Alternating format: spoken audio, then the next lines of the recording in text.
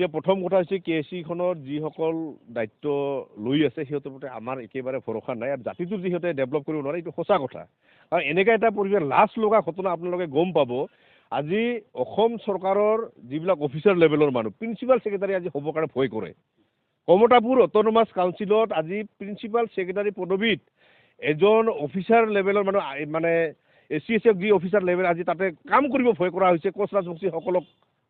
মানে যিসকল প্ৰতিনিধিত্ব কৰি তাতে কমতাপুৰ অট'নমাছ কাউন্সিল আছে কিহৰ কাৰণে ভয় খাব লগাত পৰি গ'ল ইমান ভয়ংকৰ কাৰণ আমাৰ যিসকল নেতৃত্ব তাতে আছে সেইসকল নেতৃত্বৰ পৰিকল্পনা একেবাৰে নাই ভৱিষ্যতৰ কাৰণত কেৱল যিখিনি পাইছে সেইখিনিকে লুটি পুটি খোৱাৰ এটা ব্যৱস্থা আছে মানে থকা কাৰণত আজি ধৰি লওক প্ৰিন্সিপাল ছেক্ৰেটাৰী যিকোনো এজনে হ'বই নিবিচাৰে তাতে কাম কৰিবই নিবিচাৰে কিহৰ কাৰণত খুব দুখ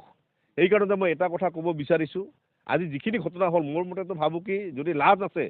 নিজে নিজে পদত্যাগ কৰাৰ ব্যৱস্থা কৰিব লাগে কাৰণ আপুনি জাতিটোক আৰু কিমান মানে বাৰে বাৰে লজ্জিত কৰিব এই ক্ষেত্ৰত আৰু যি ভুৱা এইবিলাক যি চাওক চাহ দোকানত বা যিকোনো হোটেলত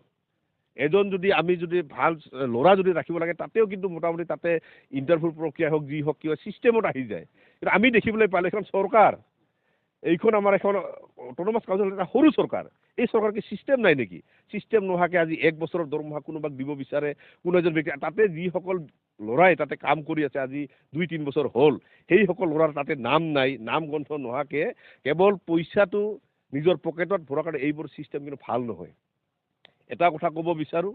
নিজৰ কাম নিজে কৰক আজিকালি ৰিক্সা চলাইলেও পইচা ভাল পোৱা যায় কিন্তু এইবোৰ ঠগবাজ কৰি কাম কৰাতকৈ নিজৰ শ্ৰমৰ জৰিয়তে কাম কৰি টকা উপাৰ্জন কৰাটো মই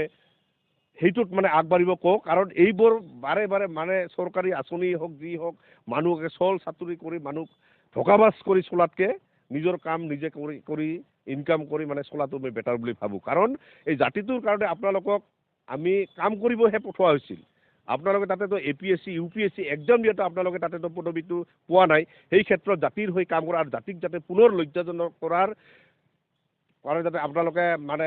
আঁতৰি থাকক কাৰণ এই জাতিটোক বাৰে বাৰে 3-4বাৰকৈ মাৰাৰ যি ধৰণৰ এটা ছিষ্টেম চলি আছে এইবোৰ আপোনালোকে লাজ পাই নিজে নিজে পদত্যাগ কৰাৰ ব্যৱস্থা কৰিব লাগে